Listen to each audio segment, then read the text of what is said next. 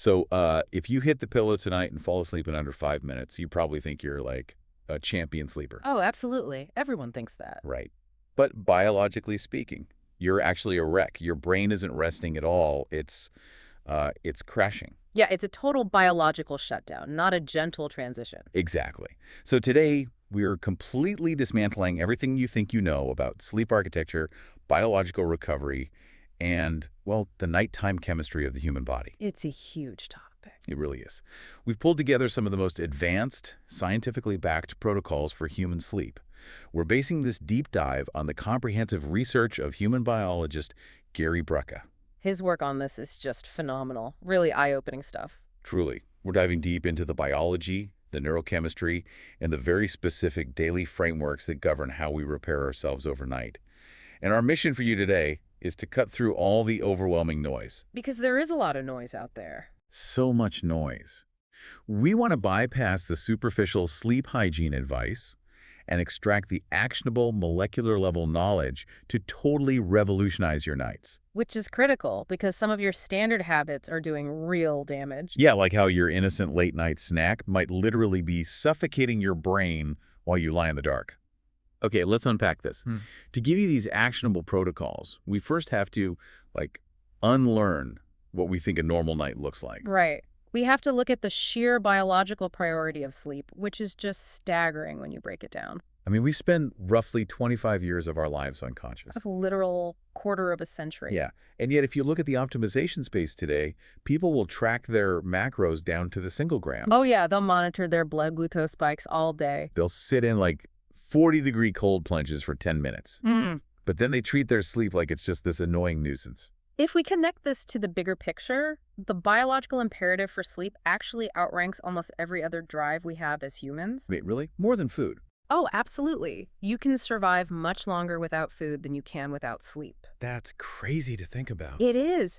The absolute upper limit of documented human sleep deprivation, the longest anyone has gone, is just 11 days. Just 11 days. Wow. Yeah. Long before you would ever starve to death, a lack of sleep will induce a total psychological and physiological collapse. Like what kind of collapse? We're talking autonomic nervous system failure, severe hallucinations, complete metabolic breakdown. Okay, so that sounds terrifying. It is, and yet modern society has somehow engineered this environment that continuously deprioritizes the exact mechanism keeping our cellular infrastructure intact. So before we even get into the molecular hacks or the really specific countdown frameworks, we have to talk about what normal actually looks like, because the data completely shatters the dogma here. It really does. People are going to be surprised by this. Let's start with the Holy Grail. Yeah. Right, the 8-hour mandate. We have been told forever that if you don't hit 8 or 9 hours, you are leaving recovery on the table. Right, the golden 8 hours. But the epidemiological data on all-cause mortality points to a 6.5 to 7.5 hour longevity sweet spot. Yes. The 6.5 to 7.5 hour metric is so vital to understand because this relentless pursuit of the 8-hour mark is actively harming people's sleep architecture. How is it harming them, though?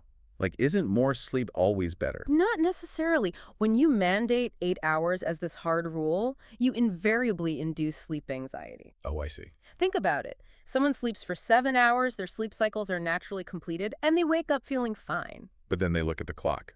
Exactly. They look at the clock, they see they missed the 8-hour quota, and instantly the sympathetic nervous system kicks in. So their cortisol just spikes. Spikes massively. They force themselves to stay in bed, tossing and turning, trying to force more sleep. I do that all the time. Most people do, but what you're doing is actively creating a neuroplastic association between your mattress and physiological stress. So the sleep anxiety becomes this terrible self-fulfilling prophecy. And speaking of waking up in the middle of the night, this is another massive reframing for me. The data shows that the average healthy human wakes up between 2 and 6 times a night. Completely normal. But we've totally pathologized this. If I wake up 4 times in a night, I immediately assume, my sleep architecture is broken or I have early onset insomnia or something. Well, we are pathologizing an ancient, deeply embedded survival mechanism. Okay, explain that. What survival mechanism? Human beings did not evolve in... So when I wake up at 3 a.m., I shouldn't panic? No panic at all. You acknowledge the awakening, allow your brain waves to drift back down, and just return to sleep without chemically wiring your brain for a freak out. I get the evolutionary logic behind waking up to check for threats. I Yes. totally do. But wait, I want to push back on the next metric here because it directly contradicts that evolutionary model for me. Oh, okay, let's hear it. So the data states that a healthy person takes 10 to 15 minutes to fall asleep, right? And that falling asleep in under 5 minutes is actually a symptom of severe sleep deprivation. That is correct, yeah. But taking 15 minutes to fall asleep means I'm healthy. That makes no evolutionary sense to me. Why not? Well, if there are predators around, shouldn't our biology reward us for passing out and getting our rest immediately when we finally have a safe window? That's a really great question, but it kind of conflates hypervigilance with neurological transition. Okay, what do you mean by neurological transition? Well, passing out in under 5 minutes isn't an evolutionary advantage. It's an emergency shutdown sequence. Yeah. When you transition into sleep naturally, your brain has to systematically downshift its electrical activity. It's a process. Like shifting gears in a car. Very much like that. It must step down from the high-frequency beta waves of active problem-solving, move into alpha waves, then theta, and eventually down into the slow-wave delta states. And that takes time. Right. That 10 to 15-minute window is the required runway for that neurological descent. So if I'm hitting the pillow and losing consciousness in 3 minutes, Then your brain isn't gently shifting gears at all. It is yielding to sheer systemic exhaustion. that's wow. Your adenosine levels are so overwhelmingly high that the brain just pulls the plug. So it's not a healthy transition. It's a biological crash. I always thought passing out instantly meant I was a champion sleeper. Yeah. Like a computer, right? That's a good way to look at it. If it shuts down the literal second you hit the power button, it didn't properly close out the tabs and save the files. It just crashed. Right. So passing out in 3 minutes is a biological crash, not a healthy transition. Precisely, you nailed it. And the real societal problem is that we champion this exhaustion. We really do. People brag about it. They do. They brag about being asleep before their head hits the pillow as if it's some amazing metric of efficiency. I'm such a good sleeper, I close my eyes and I'm gone. Right. But if you are chronically crashing in 3 minutes, what else is suffering? Your baseline cognitive function is severely compromised. Because you're constantly running on empty. Exactly. Your brain is forcing an emergency shutdown every single night, which means the delicate early stages of memory consolidation and emotional regulation are just being skipped. They happen during that 15-minute runway. A lot of them do, yes. Yeah. That transition phase is important. And it's being completely bypassed because we accept chronic fatigue as the baseline. So if you're listening right now, seriously, evaluate your own head-to-pillow time tonight.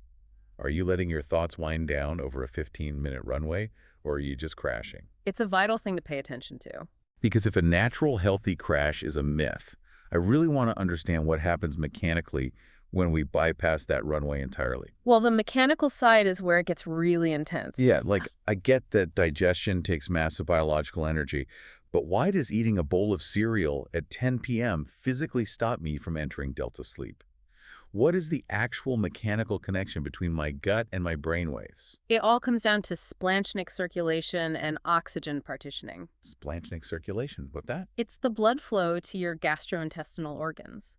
When you introduce food into the 30-foot intestinal tract, the GI system requires a massive, immediate diversion of blood flow and oxygen. Just to digest the food. Yes, to fuel the enzymatic breakdown and the muscular peristalsis required to push all that food through the system. Okay, so a lot of blood goes to the stomach and intestines. Now pair that with what happens when you attempt to sleep. As you lie down and your autonomic nervous system attempts to shift into a parasympathetic or resting state, your respiratory rate naturally plummets. You breathe slower. Slower and shallower. So my total oxygen intake is dropping because my breathing is slowing down, but my gastrointestinal tract is screaming for massive amounts of highly oxygenated blood to process that late-night cereal. Exactly. You've created a systemic oxygen deficit. Wow. And here is where the brain's survival hierarchy overrides everything else. The brain is constantly monitoring the oxidative state of your blood via hypoxia-inducible factors and chemoreceptors. So the brain is watching oxygen levels like a hawk. Constantly. And deep, slow-wave delta sleep is an incredibly vulnerable state. Your breathing is at its absolute shallowest. So if oxygen is already low because of digestion. Right. If the brain detects that blood oxygen levels are dropping dangerously low because the gut is hoarding it all, it makes a unilateral decision. Which is? It will actively suppress your brainwaves from descending into delta sleep. It intentionally keeps you in a lighter, more easily interrupted stage of sleep just to ensure your respiratory drive doesn't drop any further. So the brain is prioritizing immediate survival, like just keeping me breathing over long-term recovery. Exactly. Survival always wins. Here's where it gets really interesting, and honestly, pretty terrifying to me. Yeah, the implications are dark. If the brain's primary job is to monitor blood oxygen and artificially keep us in light sleep so we don't suffocate, what happens neurologically when we forcefully bypass that defense mechanism? You mean with medication? Yeah. Yeah. When someone takes a benzodiazepine or diphenhydramine or, any heavy tranquilizing sleep aid. Well, you have to look at the scale of this first. In 2004, over 35 million Americans were on sleeping pill prescriptions. 35 million. Yes, and that was double the previous year, and those numbers have only grown. When you introduce those pharmacological agents, you aren't inducing natural sleep. When am I doing that? You are chemically depressing the central nervous system. These tranquilizers act primarily on GABA receptors, or they block histamine, effectively incapacitating the brain's ability to monitor its own oxidative state. So the brain can't see the oxygen levels anymore. Right. You are essentially putting a blindfold on the chemoreceptors. Wait, so if the brain's primary job is keeping me alive, by taking these tranquilizers, I'm basically putting a blindfold on the night watchman. That's a perfect analogy. I'm forcing my body to sleep while it's secretly suffocating. That is the exact physiological reality of what's happening. That is horrifying. What's fascinating here is that it perfectly explains the phenomenon of the hangover people experience after taking heavy sleep aids like Tylenol PM or Valium. Oh yeah. People wake up feeling completely obliterated. Sluggish, brain fog, heavy limbs. Right. Everyone thinks it's just chemical residue from the drug still in their system. Like they just need to sleep it off. But it's not the drug lingering. That agonizing 45 minutes in the morning where you need a hot shower and massive amounts of coffee just to string a sentence together. Yeah. That is the physiological trauma of recovering from an 8-hour hypoxic event. A hypoxic event. You mean suffocation? Yes. You are feeling the systemic damage of having starved your brain and your tissues of adequate oxygen all night long. Just because you forced yourself to sleep while digesting, or just chemically forced the brain to shut down. Exactly. Your body is desperately trying to clear metabolic waste that couldn't be cleared normally because the vascular system was compromised by low oxygen. That is just staggering. And when you extrapolate that over a timeline of, say, 10 or 20 years, The long-term cognitive implications are severe. you look at the millions of people who've been using these central nervous system depressants consistently since the early 2000s. We know the brain relies on deep sleep to run the glymphatic system, right? Yes, to clear out amyloid beta plaques and prune synapses. So if we are chemically forcing unconsciousness while simultaneously starving the brain of oxygen every single night, are we facing a hidden epidemic of chronic nightly hypoxia masquerading as good sleep? I believe we absolutely are. It fundamentally alters how we should approach rest. Because we obviously can't medicate ourselves into forced unconsciousness. It's biologically dangerous. We cannot drug ourselves into optimal recovery. We have to engineer a biological environment that naturally invites it. So how do we naturally guide our physiology into that optimal state for true rest? We need a system, a strict structural framework that aligns with our circadian biology, clears those chemical blockades, and manages our oxygen demands long before our head even hits the pillow. Which brings us perfectly to the 10-3-2-1-0 framework from the source material. Yes, this is a fantastic protocol. This isn't just your basic generic sleep hygiene list. It's a mechanical countdown designed to dismantle all the obstacles we just discussed. Let's break down the biochemistry of each step, starting with the 10. 10 hours before bed. Right, 10 hours before bed. No more caffeine. I want to look at the pharmacokinetics here, because people always tell me, oh, I can drink an espresso at 8 p.m. after dinner and I fall asleep just fine. I hear that all the time. But falling asleep is not the metric of success. Sleep architecture is. Exactly. To understand the 10-hour rule, we really have to look at adenosine. Okay, what is adenosine? Adenosine is a byproduct of cellular energy consumption. As your body burns ATP throughout the day for energy, adenosine builds up in the brain. And what does it do? It binds to specific receptors and creates what we call sleep pressure. The more it builds up, the more tired you feel. Okay, so where does caffeine come in? Well, caffeine's molecular structure is incredibly similar to adenosine, so it crosses the blood-brain barrier and docks into those exact same receptors. But it doesn't make you tired. No, it docks there without activating them. It's what we call a competitive antagonist. So the caffeine isn't actually giving me energy, it's just blocking the dashboard warning light that tells me I'm tired. That's exactly it. The adenosine is still building up in the background. Your brain just can't feel it anymore. Wow. And the half-life of caffeine is roughly 5 to 6 hours for most metabolisms. But the quarter life can extend well beyond 10 hours. So if I have a coffee at 2 p.m., a quarter of that caffeine is still in my brain at midnight. Yes. So even if you manage to fall asleep, those receptor sites are still partially blocked by the caffeine. And that messes up the sleep architecture. Heavily. It heavily fragments your slow-wave sleep. By implementing a strict 10-hour cutoff, you ensure the vast majority of the caffeine has been metabolized and cleared by the hepatic system. Allowing the adenosine to actually do its job. Right, allowing the accumulated adenosine to fully bind and drive you naturally into deep sleep. Makes total sense. Okay, moving to the 3. 3 hours before bed, no food or alcohol. A very crucial window. We've largely covered the food aspect already. We need gastric emptying to be complete, so our splanchnic circulation isn't hoarding the oxygen our brain needs for delta sleep. But what about the alcohol? Alcohol is a tricky one for people. Because people use alcohol as a sedative all the time, right? A nightcap? They do, because alcohol is a potent central nervous system depressant. It will undoubtedly decrease sleep onset latency. Meaning you'll fall asleep faster. Right. You will pass out quicker. But the metabolic byproduct of alcohol, which is acetaldehyde, is highly disruptive to the nervous system. Disruptive how? It causes a massive rebound effect in the sympathetic nervous system during the second half of the night. Oh, so that's why you wake up at like 3 a.m. sweating after a few drinks. Exactly. Your heart rate spikes. And more importantly, it actively suppresses REM sleep, which is critical for emotional regulation and cognitive processing. So you might pass out quickly from the whiskey, but your sleep architecture is completely fragmented. Completely. Your brain is denied its most essential remodeling phase. Okay, so we clear the runway with the 3, now the 2. 2 hours before bed, no more work. Yes.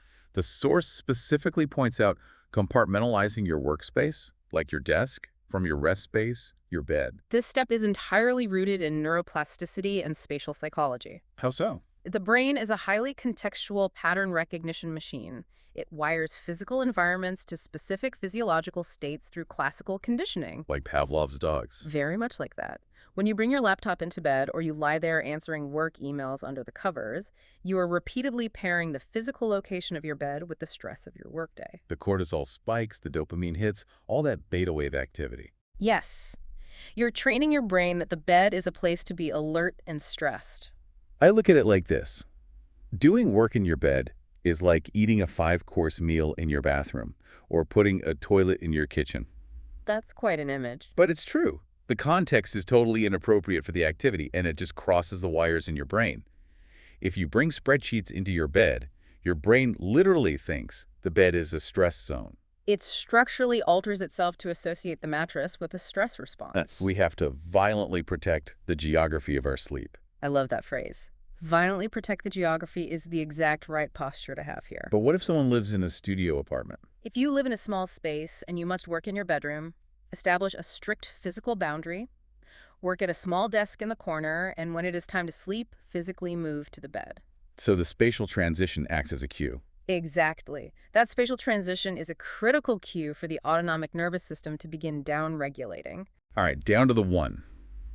1 hour before bed. No more screen time. Now, we all generally know blue light is bad for sleep, but I want to dive into the actual optical pathway here. The mechanics of it are fascinating. How does the light from my phone screen actually change my hormone production? It begins in the retina, specifically with a group of cells called intrinsically photosensitive retinal ganglion cells. That's a mouthful. It is. But these cells contain a photopigment called melanopsin, which happens to be incredibly sensitive to the short wavelength blue light emitted by our devices. Okay, so I stare at my phone.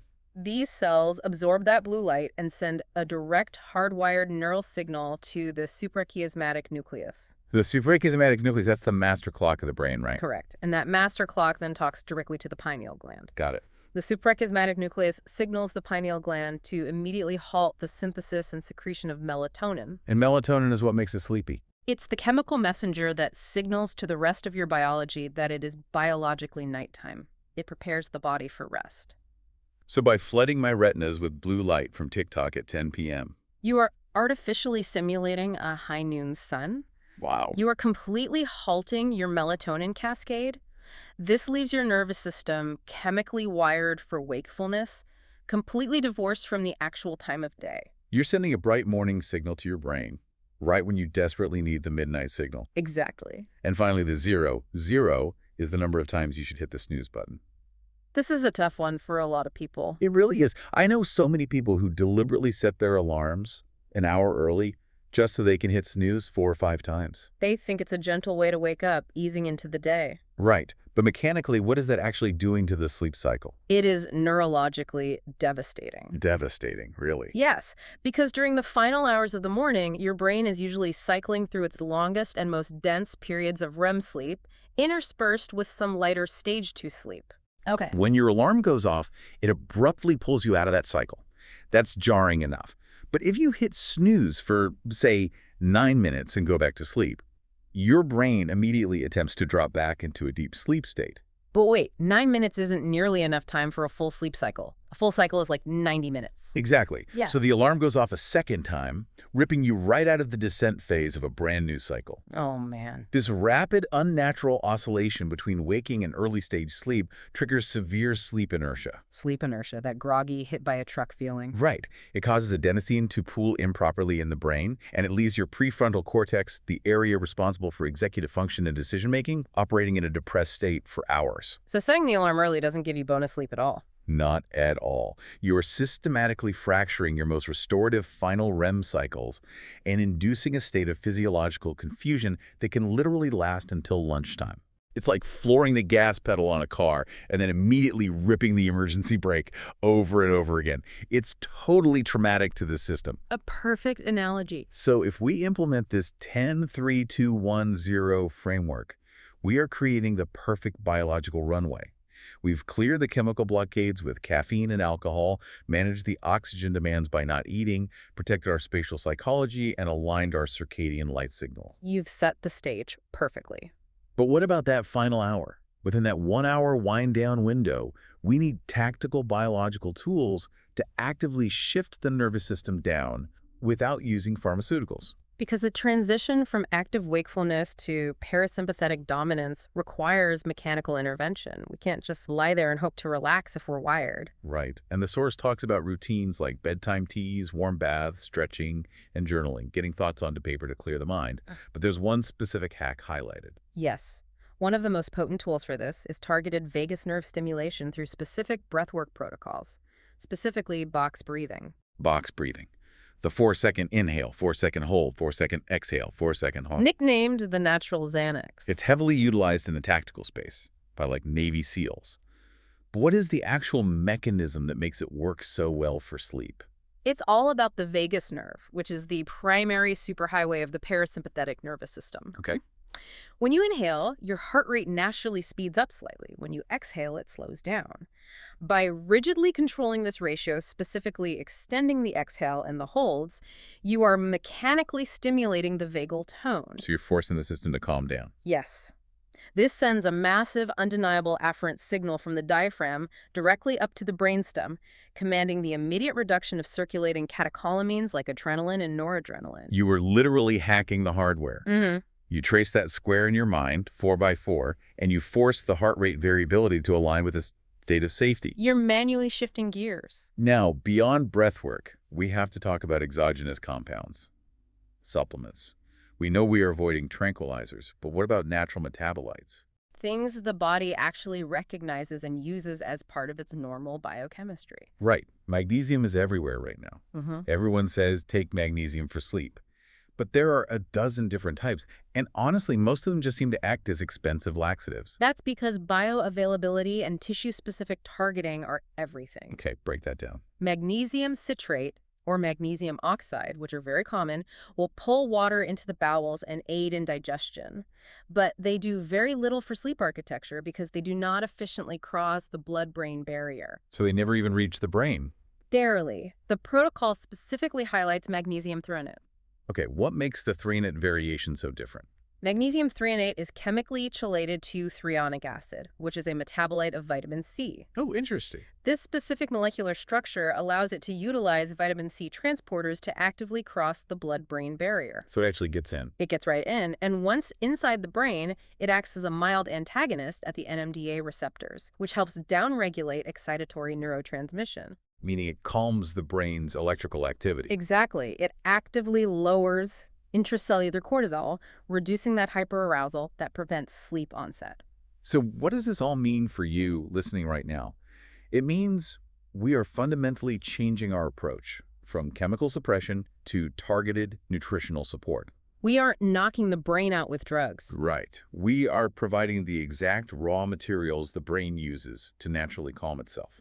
Magnesium threonate, L-theanine to promote alpha waves, and maybe low-dose melatonin. Exactly. Supporting the system, not fighting it. And that brings up the amino acid profile mentioned in the source. The protocol utilizes free-form, full-spectrum amino acids to handle overnight recovery. This circles back perfectly to our earlier discussion on the massive oxygen demands of digestion. How so? Well, your body absolutely requires amino acids to repair muscle tissue, synthesize neurotransmitters, and rebuild cellular infrastructure while you sleep. Right. You need protein to recover. But if you consume a heavy protein shake like whey or casein right before bed, you are introducing a massive digestive burden. Your GI tract has to enzymatically cleave those complex proteins. Which draws massive amounts of blood and oxygen into the gut. And we know what that does. Yeah, that gut oxygen demand triggers the brain to block delta sleep so we don't suffocate. Precisely. So by utilizing free-form, highly bioavailable amino acids, like perfect aminos, where the enzymatic cleavage has already been done in a lab, the absorption happens almost immediately in the upper GI tract. So the stomach doesn't have to work for it. Right. They are 99% utilized by the body with virtually zero caloric impact or vascular demand on the intestines. You supply the absolute building blocks for cellular repair without triggering that oxygen tug-of-war that destroys your deep sleep. It's a complete bypass of the digestive system. You get all the overnight recovery, none of the hypoxic trauma. That is such a brilliant hack. And coupling that with the last thing here, molecular hydrogen water.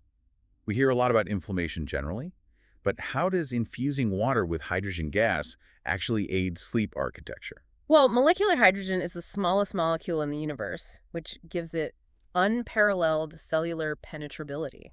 Meaning it gets into cells easily. Extremely easily. It rapidly crosses cell membranes and enters the mitochondria, where it acts as a highly selective antioxidant. Selective. What does it select for? It specifically targets and neutralizes the hydroxyl radical, which is arguably the most cytotoxic reactive oxygen species in the body. So it's taking out the worst of the worst free radicals. Yes. By aggressively lowering systemic oxidative stress and neuroinflammation, the brain's immune cells, the microglia, don't have to work in overdrive while you sleep. They get a break. The entire system gets a break. It can dedicate its resources to architectural repair rather than fighting internal physiological fires all night. Wow. This really is the architectural structure of a perfect night. We generally treat sleep like it's just this random event, like an accident that just happens to us when we get tired enough. But it's an incredibly delicate physiological state that must be engineered. It really is. If you implement the 10-3-2-1-0 framework, if you utilize magnesium threonate to cross the blood-brain barrier, if you use free-form aminos to bypass gastric oxygen demand, and if you use box breathing to mechanically stimulate the vagus nerve, you are leaving nothing to chance. You are giving your biology the exact molecular and environmental conditions it requires to heal. It is the ultimate shift from just hoping for rest to mathematically guaranteeing recovery. I couldn't agree more. So, your call to action tonight is clear. Start viewing your bedroom as a sanctuary starting tonight. Clear the clutter, dim the lights, control your exposure, and please, stop forcing your brain into unconsciousness through chemical tranquilizers. Respect the biological machine. You know, this raises an important question, and it's a paradigm-shifting concept I really want to leave you to mull over. Let's hear it. We live in an era where we are obsessively searching for external interventions. We look for the newest nootropic to fix our brain fog, the latest pharmaceutical for our daily anxiety, the optimal diet for our chronic fatigue. We're always looking for a pill or a quick fix. Always. But consider this. What if the vast majority of our modern mental and physical degradation aren't mysterious ailments or psychological disorders at all? What if they're not? What if they're simply the cumulative, tragic, physiological result of a society that spends 25 years of its life suffocating itself in the dark? Man, Fix your sleep chemistry, stop suffocating your brain, and you might just find the baseline person you were always meant to be. you stop fighting against the machinery and you finally let it heal. Right. Thank you for joining us on this deep dive today. Remember, optimizing the human experience is a continuous journey, and it starts the literal moment you close your eyes tonight. Sleep well.